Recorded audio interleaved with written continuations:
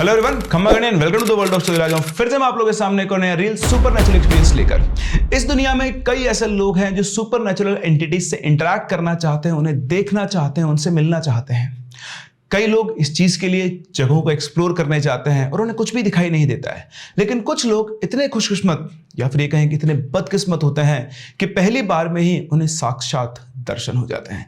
जी हाँ, कुछ ऐसा हमारे आज के इस रियल इंसिडेंट के अंदर जो हमारे साथ शेयर किया है सुमित ने, जो कि खुद एक इंजीनियर है, एनआईटी कुरुक्षेत्र से पास आउट है। और ये इंसिडेंट उनके कॉलेज टाइम में हुआ था उनके दो दोस्तों के साथ। कहानी में हम आगे बढ़े उससे पहले अगर आपके पास भी ऐसे कोई रियल सुपरनैचुरल एक्सपीरियंस है या फिर कोई इंटरेस्टिंग स्टोरी है तो आप शेयर कर सकते हैं मेरी इन दी गई आईडीज पर। ये बात है करीबन आज से 4-5 साल पहले की, जब ये लोग 7 सेमेस्टर के अंदर थे। 7 सेमेस्टर के अंदर इंजीनियरिंग कॉलेज के अंदर प्लेसमेंट शुरू हो जाते हैं और इस बार इनके कॉलेज के अंदर बहुत ही अच्छी अच्छी कंपनीज लाइक गूगल, अमेजॉन आ रही थी और ये तीनों दोस्त भी उनके प्लेसमेंट प्रोसेस के अंदर बैठे थे। इन्होंने अपने राउंड्स क्लियर किए लेकिन फाइनल राउंड के अंदर ये लोग रिजेक्ट हो गए, जिसकी वजह से थोड़ा उदास थे, परेशान थे। थोड़ा लगता ही है इंसान को ऐसा कि ड्रीम कंपनीज होती है, ऐसी कंपनीज में काम करना बहुत सारे सॉफ्टवेयर इंजीनियर्स का ड्रीम होता है। खैर, इसी दौरान मैं आपको बता दूं, ये जो आशीष और विजय थे बिलोंग करते थे फरीदाबाद से, जबकि जो सुमित था वो बिलोंग करता था यूपी के एक गांव से, जिसका नाम थोड़ी देर में आप जान लोगे। ये लोग कभी भी गांव नहीं गए थे, तो जो सुमित था उसके दोस्त का, जिसके गांव का दोस्त था, उसका फोन आता और वो कहता है कि मेरे भाई की शादी है। अच्छा दोस्त था उसका वो गांव के अंदर, वो तेरे को जरूर आना है। तो उसने बोला ठीक है भाई, मैं जरूर आऊंगा। और उससे बातचीत करके उसने फोन रखा, अपने इन दोनों दोस्तों को बताया कि ऐसे ऐसे ना मेरे ना दोस्त के भाई की शादी है, तो मैं वहां जाऊंगा, थोड़ा मूड भी रिफ्रेश हो जाएगा, तो तुम भी चलो। तो उन लोगों को भी आइडिया अच्छा लगा क्योंकि उन्होंने कभी गांव घूमा नहीं था, तो गांव घूमने का उनको क्रेज था और उनको भी लगा कि ये जो स्ट्रेस है सिलेक्ट नहीं होने का, ये भी थोड़ा रिमूव हो जाएगा। चलो एक काम करते हैं, गांव घूम कर आते हैं। तो इन तीनों ने प्लान बनाया कि ये सुमित के दोस्त के भाई की शादी के अंदर जाएंगे। तो जो सुमित है ये यूपी के बस्सी डिस्ट्रिक्ट के महौर गांव को बिलोंग करते थे, जो कि कुरुक्षेत्र से करीबन 800 किलोमीटर दूर था। तो इन लोगों ने ट्रेन के टिकट्स बुक किए, रात को इनकी ट्रेन थी, ट्रेन से पहुंचे। अगले दिन रात को 3 बजे लोग स्टेशन पे उतरे, अपने गांव का जो स्टेशन था वहां पर। इनके पापा को उन्होंने पहले बताया था, वो लोग इनको लेने आए हुए थे गाड़ी से, इनके घर में कार थी, तो उससे लोग आए हुए थे। ये लोग घर पहुंचे, इनकी मम्मी भी जागी हुई थी, बहुत दिनों बाद बेटा घर पे आ रहा था, खाना वाना खिलाया, सब लोग सोए। और अगले दिन सुबह 1 बजे के आसपास, मतलब दिन में 1 बजे ये लोग उठे। उठने के बाद फ्रेश फ्रेश हुए, तो उसने बोला कि यार चलो तुमको मेरा अपना गाँव दिखा के लाता हूँ। तो तीनों दोस्तों ने बढ़िया से गांव घूमा, उसने हर एक जगह अपने गांव की इनको घुमाई। तो उन्होंने बोला यार गांव का एनवायरनमेंट तो बहुत ही मस्त है, शहर की तरह कोई पोल्यूशन नहीं है, कोई गाड़ियों की चीपो नहीं है और बिल्कुल मस्त। सबसे बड़ी बात है कि पोल्यूशन नाम की चीज नहीं है, एयर क्वालिटी इतनी अच्छी है कि उनको मजा आ रहा था। पहली बार गांव घूम के उनको बहुत अच्छा लग रहा था। अब अगले 2 दिन बाद शादी थी, तो बेसिकली क्या, गर्मी बहुत थी उस टाइम पर गांव के अंदर। तो जो शादी से 1 दिन पहले का फंक्शन होता है, जिनको इनकी लैंग्वेज के अंदर मंडा बोलते हैं, तो मंडा था। मंडा गर्मी की वजह से दिन में नहीं रखकर रात को रखा गया। तो अगली शाम को ये लोग वहां से निकले और वो जो उसके दोस्त था उसकी शादी का फंक्शन अटेंड करने पहुंचे। बढ़िया से उन्होंने शादी का फंक्शन वगैरह अटेंड किया। तीनों दोस्त गए थे गाड़ी के अंदर, उसकी कार के अंदर, और रात को थोड़ा वो लेट हो गए। तो करीबन 1:45 बजे के बाद फ्री होकर ये लोग अपने घर की तरफ वापस आ रहे थे। तो इनके गांव के आने के ना 2-3 रास्ते थे, लेकिन हर रास्ते में एक शमशान घाट था। तो गांव के अंदर सब लोग अपने अलग तरीके से शमशान घाट बना के रखते हैं। अच्छा, यहाँ पे जो शमशान घाट होते हैं उनके अंदर ऐसा सिटी की तरह से बाउंड्री वॉल है, बस वहाँ पर एक बीच में वो शेड होता है जहाँ पर बेसिकली रिचुअल्स किए जाते हैं, और उसके अलावा कुछ बाउंड्री कुछ नहीं थे, सब कुछ खुला हुआ ही होता है। तो ये लोग जब वापस आ रहे थे तो इनका जो एक दोस्त है जिसका नाम था आशीष, उसकी नज़र एक वो जो चद्दर का वो है ना, वो ट्रायंगुलर टाइप शेड बना हुआ था, उसके ऊपर पड़ी। तो उसने इससे पूछा सुमित से कि यार ये क्या है। तो उसने बोला कि अरे हमारे यहाँ का शमशान घाट है। तो लो भाई यार भाई, वैसे मैं आपको बता दूं, ये तीनों ही दोस्त सुपरनैचुरल या फिर किसी भी चीज़ के ऊपर बिलीव नहीं करते थे और इनको ये था कि ऐसा कुछ नहीं होता, लोग पागल बनाते। तो बोला भाई आज तो यार इस जगह को देख कर आएंगे। तो जो सुमित था वो बिलीव नहीं करता था, लेकिन वो चीज़ों को छेड़ता रहता है, क्यों फालतू में, पता नहीं है नहीं है, कोई नहीं पता, लेकिन क्यों ऐसी जगह पर जाना। तो सुना कि छोड़ना यार भाई, रात के टाइम पर इस जगह पर नहीं जाते हैं। तो बोलता भाई यार तू भी डरता है। तो बोलता है, दूसरा दोस्त है उनका था विजय, वो बोलता है हाँ यार एक काम करते हैं, थोड़ा सा डेयरिंग काम करते हैं, और दिमाग का वो भी उतर जाएगा कि कई लोग कहानियां सुनाते हैं भूतों की, बोलते हैं ऐसा होता है वैसा होता है, होता किसी का कुछ है नहीं, सब पागल बनाते रहते हैं, तो आज चलते हैं यार। तो तीनों डिसाइड किया ठीक है चलते हैं। इन्होंने गाड़ी थोड़ा साइड में पार्क की, जो शमशान दिख रहा था वहां से, और फिर वहां से पैदल उतरकर वो उसके अंदर चले गए।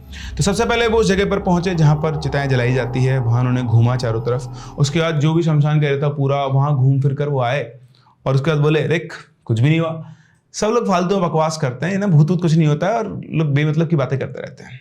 ठीक है साहब, तीनों घूम फिर के बढ़िया अपना वहां से आ गए, गाड़ी में बैठे, गाड़ी में आकर बैठे, घर पहुंचे, अपना अपना तीनों इसके रूम में पहुंचे और तीनों दोस्त अपने पलंग बिछाकर वहां पर सो। तो अगले दिन ये लोग उठकर इन्होंने विजय को भी उठाया और उसको उठाने की कोशिश की, तो बोला यार मेरे को नींद आ रही है, सोने दो। तो उन्होंने उसको सोने दिया, ये दोनों उठ गए। उठ के लोग फ्रेश हुए, थोड़ा नाश्ता वगैरह किया, उसके बाद वापस इसके पास पहुंचे और बोले कि भाई उठ जा, शादी में चलना है। तो बोलता यार मेरा ना मन नहीं, मेरे को बहुत तेज नींद आ रही है, तुम लोग चले जाओ। तो बोलता क्या बात कर रहा है, अपन शादी में जाने तो आए, चल मजा आएगा तेरे को भी, फिर तो शादी मिस कर देगा, गांव की शादी में बहुत मजा आता है, फिर तो उसको मिस कर देगा। बोलते नहीं यार मेरे को नहीं जाना, तुम लोग जाओ। तो उसको बहुत समझाते हैं बट अल्टीमेटली बोलता है कि नहीं मेरे को नहीं जाना है। तो दोनों दोस्त उसको छोड़कर वहां से निकल जाते हैं। शादी वादी अटेंड करके वो रात को करीबन 11 बजे के आसपास अपने घर पहुंचते हैं और घर आकर देखते हैं तो वहां पर विजय नहीं था। तो जब वो नहीं था, क्योंकि अब वो गाँव के रास्ते तो वैसे भी नहीं जानता था, वो उसकी मम्मी के पास पहुंचा और बोला कि मम्मी विजय कहाँ गया। तो बोलती कि बेटा वो तो तुम्हारे साथ गया था ना। बोलते नहीं मम्मी हम तो दोनों अकेले गए थे, आपको बोल के तो गए थे कि वो सो रहा है। बोले हाँ लेकिन वो 10 मिनट बाद उठा और बाइक लेकर, मेरे बाइक की चाबी उसके रूम में थी, वो लेकर वो वहां से चला गया। तो जब वो जा रहा था हमने उससे पूछा कि बेटा कि शादी में जा रहे हो, तो उसने बोला कि हाँ, और इतना कहकर वो बाइक स्टार्ट करके निकल गया। तो उसकी मम्मी से बात सुनकर उनको थोड़ा अजीब सा लगा। वो वापस से मतलब दोनों आए साइड में, उन्होंने बात की यार वो बाइक लेके निकल गया वो तो ठीक है, लेकिन वो तो गाँव के रास्ते जानता ही नहीं है और शादी में तो वो पहुंचा ही नहीं, वो तो मना कर रहा था कि उसको कहीं जाना नहीं, वो उठ के कहाँ चला गया।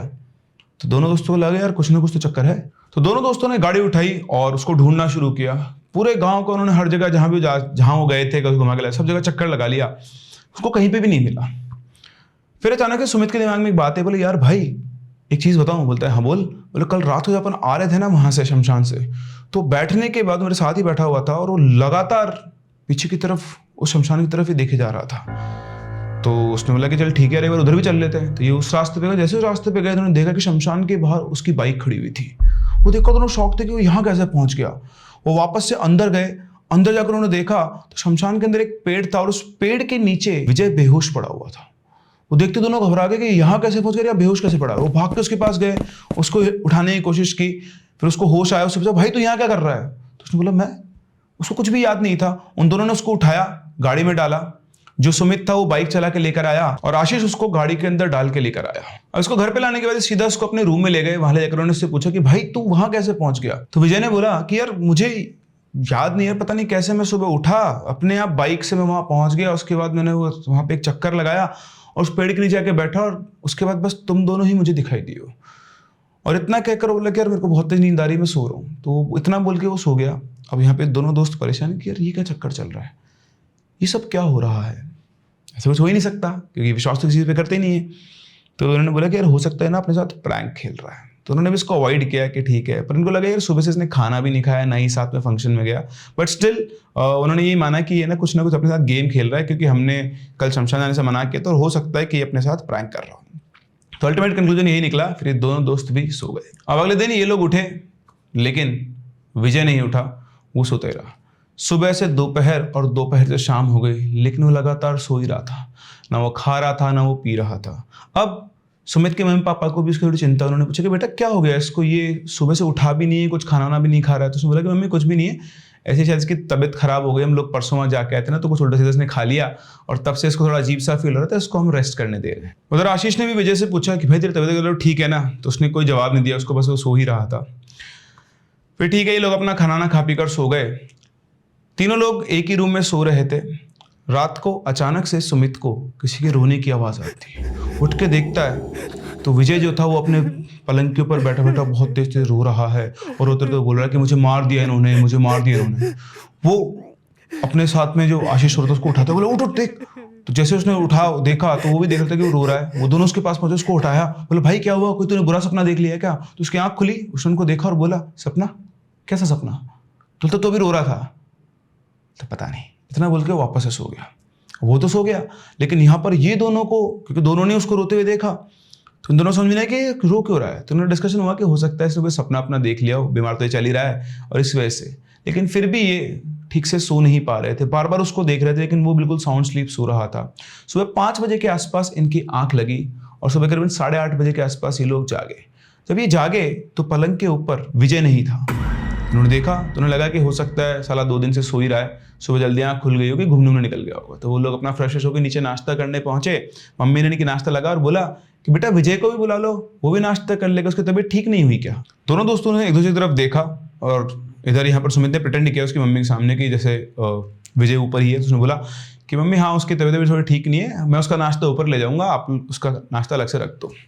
इसके बाद दोनों दोस्तों ने फटाफट से नाश्ता किया और साइड में जाकर उन्होंने बात की यार वो ऊपर भी नहीं है। और मम्मी को लग रहा, मम्मी को तो हमने बोल दिया कि ऊपर, लेकिन ऊपर भी नहीं है, तो गया कहाँ, बाहर भी नहीं है। तो उन लोगों ने वापस से दिमाग लगाया कि यार वापस वहीं चलते हैं जहाँ से कल उसको लेकर आए थे। तो नाश्ता लेकर ऊपर गए, ऊपर रख के नाश्ता अपना गेट लॉक कर दिया और फिर वो वापस बाइक से निकले और बाइक से उसी जगह पर पहुंचे। वापस से विजय उसी शमशान में उसी पेड़ के नीचे बेहोश पड़ा हुआ था। ये लोग फिर से उसके पास पहुंचे, उसको जगाया, उसको वापस से उठाया, बीच में बाइक पे बिठाया और उसको लेकर आए। पूरे रास्ते उसकी गर्दन सिर्फ उस शमशान, जब तक उसको दिख रहा था वो शमशान को उस बाइक के ऊपर देखा जा रहा था। आगे सुमित बाइक चला रहा था, पीछे आशीष बैठा हुआ था और वो उस विजय को होल्ड करके बस उसी हरकतों को देख रहा था। ये लोग घर पे पहुंचे वापस, तो घर पे बेटा क्या हुआ, तो बोलते कि मम्मी कुछ नहीं, ये तो सुबह ना जल्दी मॉर्निंग वॉक पे निकल गया था, खाया पिया इसने कुछ है नहीं, कमजोरी आ गई जो गिर गया था, तो इसको हम उठा के लेकर आए। तो बोले अच्छा बेटा इसको पानी वानी पिलाओ। उसको पानी वानी पिलाया और उससे बोला कि तू कुछ खा ले, तो उसने मना कर दिया, बोले मेरे को तो नींद आ रही है। तो वापस से ऊपर जाकर वो उस रूम के अंदर सो गया। अब वो तो सो गया तो इन्होंने अपने घर में समझाया कि कुछ नहीं मम्मी ऐसे बीमार हो गया था। और ये दोनों वापस रूम में पहुंचे और डिस्कस करने लगे यार क्या चल रहा है, ये कल भी परसों भी ये वहां पहुंचा था और आज भी ये वहीं पर पहुंच गया है, कुछ चक्कर तो नहीं है, कहीं ऐसा तो नहीं है कि हम लोग उस दिन रात को शमशान घाट गए थे तब से इसके साथ ही इंसिडेंट होने लगा है।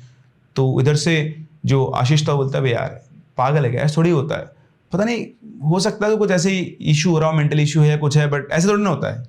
तो बोलता नहीं यार लेकिन चीज़ें जो भी हो रही है उस दिन के बाद से हो रही है। बोले यार देख मुझे कहीं ना कहीं लग रहा है कि नहीं अपने को पागल बना रहा है। तो बोलते यार पागल बनाना ठीक है लेकिन देखो कुछ खा भी नहीं रहा और देख थोड़ा थोड़ा कमजोर होना भी शुरू हो गया है। तो इन दोनों दोस्तों को समझ में आता कि आखिर एक्चुअली चल क्या रहा है। तो आशीष ने बोला कि एक काम करो इसको सोने दे, थोड़ी देर बाद उसको हम लोग जबरदस्ती खाना खिलाएंगे। तो शाम के टाइम मतलब रात के टाइम इसको वापस से मतलब उस टाइम पूरे दिन ही सोता रहा, फिर इसको शाम को उठाया गया। उठा के इसको इन्होंने फोर्सफुली आधी रोटी और 2-4 चम्मच चावल के खिलाए सब्जी के साथ और पानी वानी पिलाया।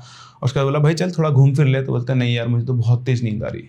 मतलब आदमी कितना सोएगा, जैसा कि आप देख पा रहे हो 3-4 दिन से वो बस सो ही सो रहा है, शायद 15-20 मिनट के लिए उठता है या उठता भी है, कोई नहीं होता तो वहां पहुंच जाता है, उसके अलावा वो सो ही सो रहा है। इनको समझ में नहीं आता कि इसको कितनी नींद आ रही है। मतलब ठीक है भाई सो जा, क्या कर सकते हैं, आदमी सोने की रेट पर बैठा हुआ तो खाया पिया और वापस से सो गया।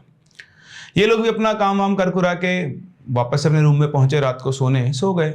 और फिर से अचानक से इन दोनों ही दोस्तों को रोने की आवाज आती है, लेकिन इस बार जो आवाज आती है वो एक लड़की के रोने की आवाज आती है। दोनों दोस्त एकदम से उठते हैं, देखते हैं तो आशीष अपने पलंग पर बैठा हुआ है और एक लड़की की आवाज में रो रहा है। दोनों बुरी तरह घबरा गए और इधर वो इनको देख कर एक ही बात बोल रहा था, उन लोगों ने मुझे मार दिया, उन लोगों ने मुझे मार दिया। फिर एकदम से उसके चेहरे का लुक बदला और बोलती है ये अब सिर्फ मेरा है और जब तक मैं उन लोगों को सजा नहीं दे देती मैं इसके शरीर को नहीं छोड़ूंगी। और इतना कहते ही वो वापस से नीचे गिर के बेहोश हो गया। इन दोनों के लिए ये मोमेंट कुछ ऐसा था कि काटो तो खून में। दोनों की हालत टाइट हो चुकी थी, बिल्कुल अनरियलिस्टिक मोमेंट इनकी आंखों के सामने चल रहा था कि ये सब क्या है, कैसे पसोली, किसकी आवाज में बोल रहा है। दोनों उठ के उसकी तरफ भागे, उन्होंने उसको उठाया, उसे वापस होश में लाया, उससे पूछा कि भाई तुझे क्या कोई बुरा सपना दिखाई दे रहा है। उसे कुछ याद नहीं था, वो उठा, उसने बोला कौन सा सपना, और इतना बोल के वापस से सो गया। अब चीजें उन दोनों के लिए बेरेबल नहीं थी, वो वहां से सीधे उतरे नीचे अपने मम्मी पापा को जाकर और सारी बात बता दी कि क्या क्या हुआ। पहले तो बात सुनकर गुस्सा है कि तुम लोगों का दिमाग खराब है, रात को तुम 12-1 बजे के आसपास शमशान घाट, दिमाग ज्यादा जवानी आ रही तुम लोगों को। तो बोला कि पापा हमें नहीं पता था। तो गांव के लोग तो देखो आप जानते हो कि आज भी चीजों को मानते हैं, और जो उनके सामने ये हो रहा था इनके पास अब इसका कोई एक्सप्लेनेशन नहीं था। तो उन्होंने कहा कि ठीक है अभी रात तो गुजारते हैं, सुबह फिर किसी को बुलाते हैं। तो इनके गांव में एक बहुत ही फेमस पंडित जी थे, इनके आसपास जो 12-13 गांव थे उनमें कभी भी ऐसा कुछ भी इशू होता था तो उन्हीं को बुलाया जाता था। तो इनके पापा गए और उन पंडित जी को घर में लेकर आए। अब ऑब्वियसली जब उनको लेकर आए होंगे तो रास्ते में उनको बात बताई होगी कि ऐसा ऐसा हुआ है और तब से वो बच्चा परेशान है। तो जैसे वो घर के अंदर आए, घर के अंदर आते उन्होंने पहला स्टेटमेंट दिया कि इस घर के अंदर तो कोई बुरी शक्ति है। तो क्योंकि उनको रास्ते में बता दिया था, शायद उन्होंने आते ही बोल दिया होगा, लेकिन उनको ये नहीं बताया गया था कि विजय कौन से रूम के अंदर सो रहा है। इनके घर में 5-6 रूम्स थे, तो कौन से रूम में वो सो रहा है वो उनको नहीं बताया गया था। उन्होंने किसी से कोई बातचीत नहीं की, बस घुसे, चारों तरफ से देखा और सीधे वो पहुंच गए उस रूम के अंदर जिस रूम के अंदर विजय सो रहा था। अब उन पंडित जी के पीछे भी ये सब लोग भी पहुंच गए और पहुंच के देखते हैं तो उस रूम के अंदर पलंग के ऊपर कोने में ऐसे अपने दोनों घुटने जोड़कर इस तरह से विजय बैठा हुआ है और उसके चेहरे पर एक अजीब सी स्माइल है, जैसे उसको पता था कि पहले से ही घर के अंदर कौन आ रहा है। उसको देखते ही पंडित जी उसको थोड़ी देर घूरते हैं और फिर वही यूनिवर्सल सवाल, कौन है तू? इस चीज़ का उसने कोई जवाब नहीं दिया, बस वो देखकर पंडित जी को मुस्कुराता रहा। फिर उसके बाद उन्होंने अब इनकी मम्मी को बुला और बोला कि एक गिलास पानी लेकर आइए। तो वो गई नीचे, एक गिलास पानी लेकर आई। उस पानी के अंदर उन्होंने कुछ मंत्र वगैरह पढ़े, फूंके, और उसके बाद वो पानी थोड़ा सा उसके ऊपर छिड़का। छिड़कते ही वो इंस्टेंट एज इट इज़ वहीं के वहीं बेहोश हो गया। उन्होंने उसका मुंह पकड़ा, खोला, उसके अंदर वो पानी डाल दिया और उसके बाद बोले सबसे पहले उस कमरे की लाइट ऑन करो और इस लड़के को नीचे लेकर आओ। अब उनके कहने अनुसार उसको नीचे लेकर आया तो उन्होंने कहा कि तुम्हारे घर में जहाँ पर भी तुम पूजा पाठ करते हो उस कमरे में इसको लेकर जाओ और उसको बांध दो। तो इनकी मम्मी के कमरे में ये लोग पूजा पाठ किया करते थे, वहां पर पलंग था, इस पे लेकर गए, इसके हाथ और पैर उन्होंने पलंग से बांध दिए और फिर सब लोग बाहर आ गए। इधर पंडित जी से बात हुई तो उन्होंने बताया कि इस लड़के के ऊपर पिछले 3 दिनों से किसी आत्मा का साया है, 3 दिनों से ना कुछ खा रहा है ना कुछ पी रहा है। तो बोला कि हाँ बिल्कुल सही बात है। ये जो लोग बातचीत ही कर रहे तभी अचानक से पूरे घर के अंदर किसी के बहुत तेज रोने की आवाज़ गूंजने लगी, एक लड़की के रोने की आवाज़ जो उसकी मम्मी के कमरे से आ रही थी। सब लोग सीधा उस कमरे की तरफ भागे तो घुसते अंदर देखा तो वो बंधा हुआ है, सिर्फ छूटने की कोशिश कर रहा है और बहुत तेज तेज रो रहा है एक लड़की की आवाज़ में और एक ही चीज़ बोल रहा है, उन लोगों ने मुझे मार डाला, उन लोगों ने मुझे मार डाला। तो वापस से पंडित जी आए, उन्होंने उससे पूछा कि पहले ये बता तू है कौन, लेकिन वो कुछ नहीं बोला, बस वो रोए जा रही। तो उनके गले में एक रुद्राक्ष की माला थी। सबसे पहले उन्होंने रुद्राक्ष की माला निकाली और विजय के गले में डाल दी। जिसके गले में रुद्राक्ष की माला गई वो शांत हो गया। शांत होने के बाद पंडित जी ने दोबारा उससे पूछा अब बता तू कौन है? तो वहां से विजय बोलता है उसी लड़की की आवाज में, मेरा नाम कनिका है, मैं इसी गांव के रमेश लाल की बेटी। अब ये स्टेटमेंट सुनते ही सुमित के मदर फादर 2 स्टेप पीछे के बोलते कनिका जो तो 5 साल पहले अपने जो बॉयफ्रेंड है उसको यार बोला उन्होंने लोकल, अपने बॉयफ्रेंड के साथ भाग गई थी। तो बोलती हाँ मैं वही हूँ, लेकिन मैं कहीं भागी नहीं थी, मेरे बाप ने मुझे बदनाम कर दिया था कि मैं अजय के साथ भाग गई हूँ। तो ये सुनकर सभी लोग शॉक्ड थे, मतलब इन तीनों के लिए तो एक बहुत पहली बार की बात थी। तो फिर आगे बातचीत हुई, शुरू से पूछा गया तो क्या हुआ था, तो उसने बताया कि उसका वो एक लड़का था अजय, उससे प्यार करते, दोनों से बहुत प्यार करते थे, इनकी कास्ट में डिफरेंस था। तो इनके पिताजी ने अजय और उसके माता पिता को पूरे गांव के सामने बेइज्जत करके इस गांव से बाहर निकलवा दिया था। उसके बाद रात को उसके पिताजी ने इसका गला दबाकर उसको मार दिया और इसकी बॉडी को उसी शमशान में दफना दिया था। इसके बाद उसने पूरे गांव में खबर फैलाई थी कि मैं भी अजय के परिवार के साथ यहाँ पर भाग गई हूँ और आज तक भी गांव के हर इंसान को यही लगता है कि मैं अजय के परिवार के साथ भाग गई थी, लेकिन ऐसा नहीं है, मेरे अपने बाप ने मुझे मार डाला था और अब मैं इस चीज़ का बदला लूंगी। जब तक मैं उसको सजा नहीं दे सकती तब तक मैं यहाँ से नहीं जाऊंगी। उस दिन जब रात को ये तीनों शमशान में आए तो मैं इसके शरीर के अंदर आ गई क्योंकि ये मुझे अजय की तरह दिखाई देता है और अब जब तक मैं अपना बदला नहीं लूंगी और उसके बाद भी इसके शरीर को छोड़कर नहीं जाऊंगी। तो पंडित जी ने बोला कि वो सब तो ठीक है, लेकिन अगर तुझे छोड़ के नहीं जाएगी, देख इसका शरीर कितना कमज़ोर हो गया है और अगर तू इसी के शरीर में रही तो ये बच्चा भी मर जाएगा, क्या तू इसके मरने का कारण बनना चाहती है? तो दर्शक बोलती नहीं, लेकिन जब तक मैं अपना बदला नहीं लूंगी तब तक मैं यहाँ से नहीं जाऊंगी। तो इस तरह से उन पंडित जी ने उसके साथ थोड़ी देर नेगोशिएट किया। नेगोशिएट करने के बाद वो मान गई। तो पंडित जी से पूछा कि बता तू कैसे इसका शरीर छोड़ के जाएगी? तो उसने बताया कि तुम लोगों को मेरे पिता को सजा दिलवानी होगी और मेरी अस्थियों का अंतिम संस्कार करवाना होगा इस लड़के के हाथों, तभी मेरी मुक्ति हो पाएगी, वरना मैं यहाँ से नहीं जाऊँगी। तो उन्होंने बोला कि लेकिन तेरे पिताजी को हम सजा कैसे दिलवाएं, सबूत क्या है? तो उसने बोला कि तुम उस शमशान में वो जो पेड़ है जिस पे जाकर ये बेहोश होता था, मैं इसको वहाँ लेकर जाती थी और वहीं जाकर ये बेहोश होता था, उस पेड़ के नीचे खुदाई करो, वहाँ पर तुमको मेरी अस्थियों के अंश मिलेंगे। तुम पुलिस को लेकर जाओ, मेरे बाप को गिरफ्तार करवाओ, उसको उसकी सजा मिलेगी और उसके बाद बस मेरा अंतिम संस्कार कर देना। तो जैसा अब ये सब कुछ फिल्मी टाइप उनके सामने चल रहा था, जैसा जैसा उसने बोला एग्जैक्टली वैसे इस पूरे गांव को इकट्ठा किया गया, क्योंकि उनके बिना तो कुछ हो ही नहीं सकता था। तो इसके पिताजी को कुछ नहीं बताया, लेकिन पूरे गांव को इकट्ठा किया गया। पंडित जी ने बताया कि ऐसी ऐसी बात हुई है। गांव वालों को विश्वास नहीं है, लेकिन सब लोग वहां पहुंचे उस शमशान में, उस पेड़ के नीचे उन्होंने खोदा तो वाकई में वहां पर किसी की अस्थियां मिली। फिर पुलिस को भी साथ में बुलाया गया था, पुलिस ने जाकर इसके पिताजी को पकड़ा, फिर उनका डीएनए टेस्ट हुआ। डीएनए टेस्ट से कंफर्म हुआ कि इन्हीं की बेटी की अस्थियां थी और पुलिस ने इसके पिताजी को गिरफ्तार किया, जिनका केस वगैरह शायद अभी भी चल रहा है। और उसके बाद विजय जो था उससे इसका प्रॉपर हिंदू रीति रिवाज से इसका अंतिम संस्कार करवाया गया। ये अंतिम संस्कार और रीति रिवाज करने से पहले कनिका की मां को वहां पर बुलाया गया। वो अभी भी विजय के शरीर में ही थी ये सब होने के बाद। फिर उसकी माँ को ये सब बताया गया कि कैसे उसके शरीर में आई है। और जैसे उसकी माँ ने उसको देखा, उसने पहली बार विजय को देखा तो वो जाते उसके गले से लिपट गई जैसे उसका खुद का बेटा हो। और इधर विजय को भी पता नहीं क्या हुआ, वो भी फुट फुट कर रो रहा था जैसे वो अपनी माँ से मिलकर ही रो रहा हो। तो एक्चुअली उसके शरीर में कनिका थी और वो अपनी माँ से मिल रही थी आखिरी बार। इसके बाद पंडित जी ने कहा कि अब इसकी मुक्ति का समय आ गया है। इसके बाद उन्होंने उसके अस्थियों का अंतिम संस्कार किया और वो उसके बाद दोबारा कभी विजय के शरीर में नहीं आई। थोड़े दिनों में विजय वापस से नॉर्मल हो गया, जो उसके हेल्थ का लॉस हुआ था वो वापस से ठीक हो गया। लेकिन आज भी विजय और कनिका की माँ का एक रिश्ता है, वो उसको अपना बेटा समझती है और ये भी उसको अपनी माँ की तरह इज्जत देता है।